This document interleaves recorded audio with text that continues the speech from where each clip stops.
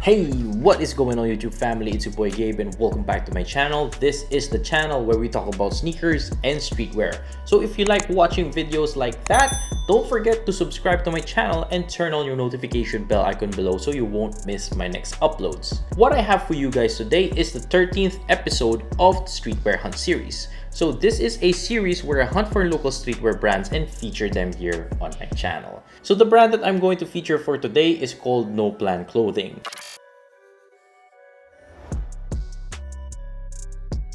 So shout out to the No Plan Clothing team. Shout out to Ma'am Ina Velasco. Thank you very much for sending your merch over. I really appreciate it. This brand has been with us since 2014 and I asked Ma'am Ina what the brand is all about. And she said that No Plan for me kasi is life is too short para ubusin natin sa puro plano lang. Pag may gusto tayo or idea, gawin lang natin. Kahit di tayo sigurado, sige lang, take the risk.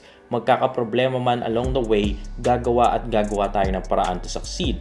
Point being, madaming taong natatakot sumubok dahil nauunahan sila ng takot. So, what Ma'am Ina is trying to say is that don't be stuck in this cycle of analysis paralysis. Hindi lang tayo dapat puro plano. Dapat kumikilos din tayo. So that is what I understand from what Ma'am Ina is saying. Alright, so that being said, let's move on. So before we review the actual merchandise that they sent over, I just wanted to let you guys know the 4 categories I use to review our local merch. First is we review the freebies that they sent over. Second is we review the fabric or the material that they use for the product. Third is we review the tags or any kind of print that the product has. And the last one is the fit or what the product looks on me when I wear them. So that also includes the OOTD footage at the end. So hindi na natin papatagalin pa. Now that you know the 4 categories, let's dive right into the review.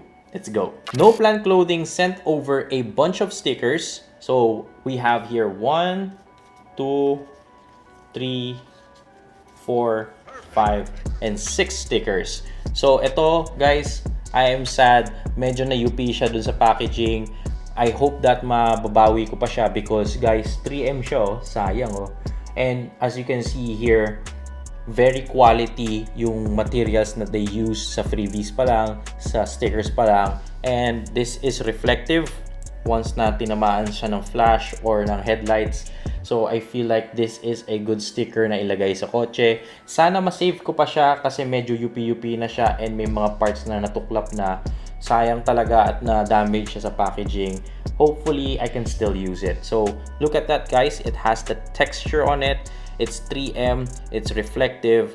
And nakalagay, no plan. So here you go guys. This is the second set of stickers. Nakalagay dito sa kanilang dalawa. Got no plan. And you can see quality then just like the first one, yung sticker. Ito, hindi naman siya 3M. Pero you know that when you feel it, pagka you have this on hand, ramdam mo yung kapal ng sticker and you know that this is a durable sticker. So props to No Plan.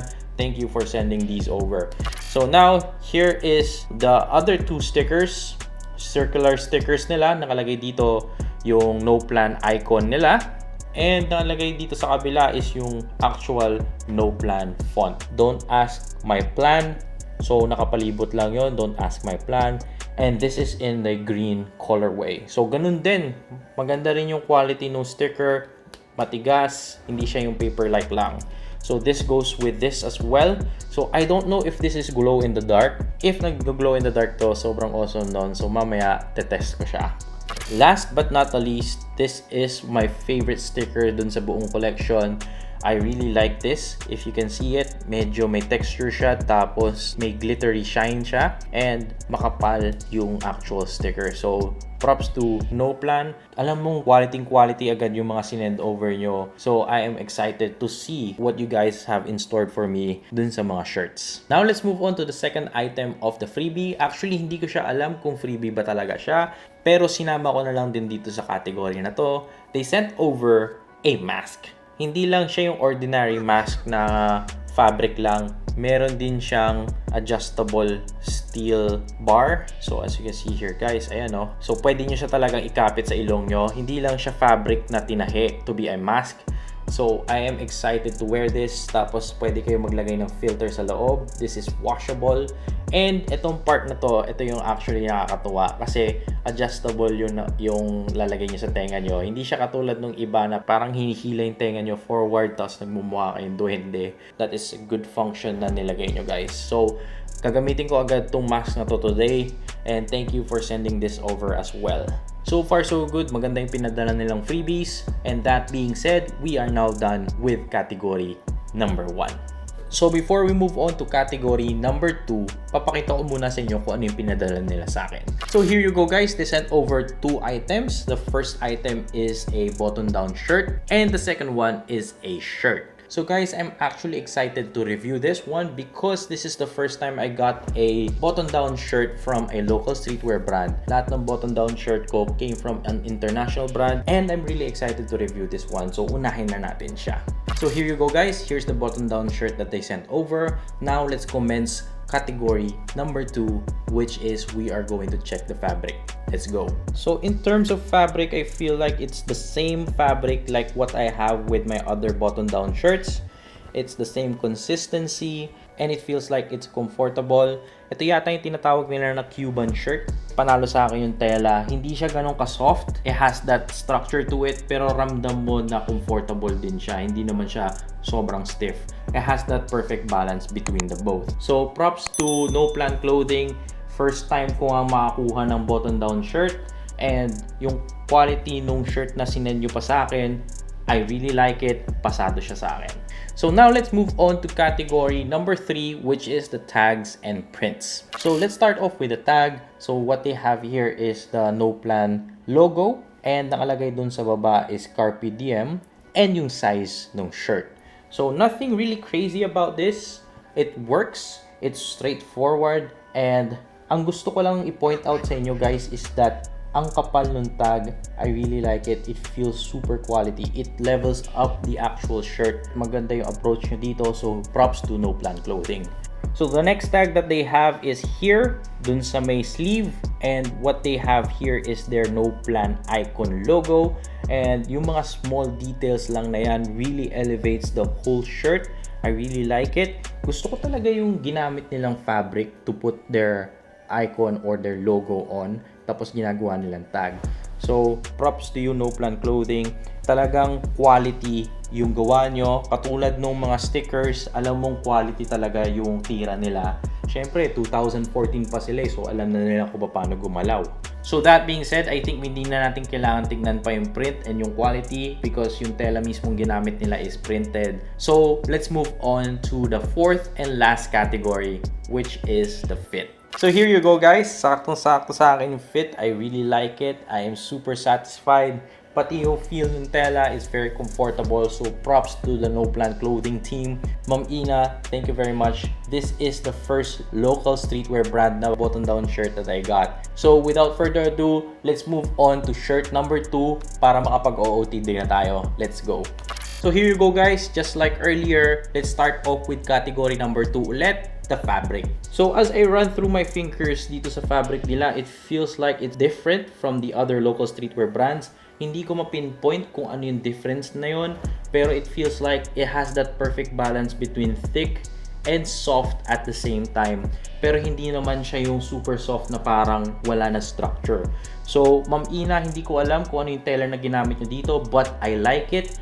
And I feel like it's super quality and durable then at the same time. So now let's move on to category number 3 ulit, which is the tag and the print. So guys, props to No Plan Clothing. Very creative sila when it comes to the tags because this is what they use dito sa shirt na to. Guys, here is the tag that they used.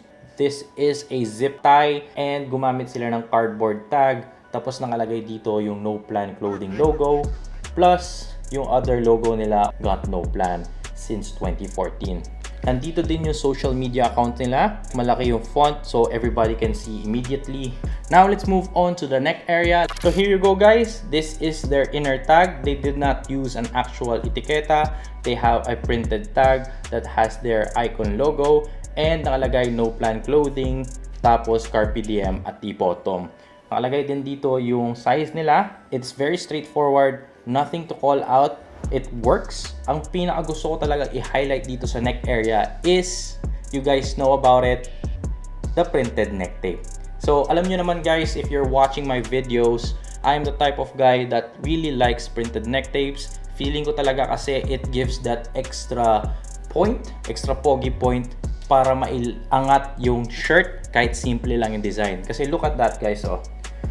Lalo na pag nagpi-peek out dun sa neck area, yung printed neck tape really looks like it adds a little bit more of the design. So props to the No Plan Clothing team. Thank you for using a printed neck tape.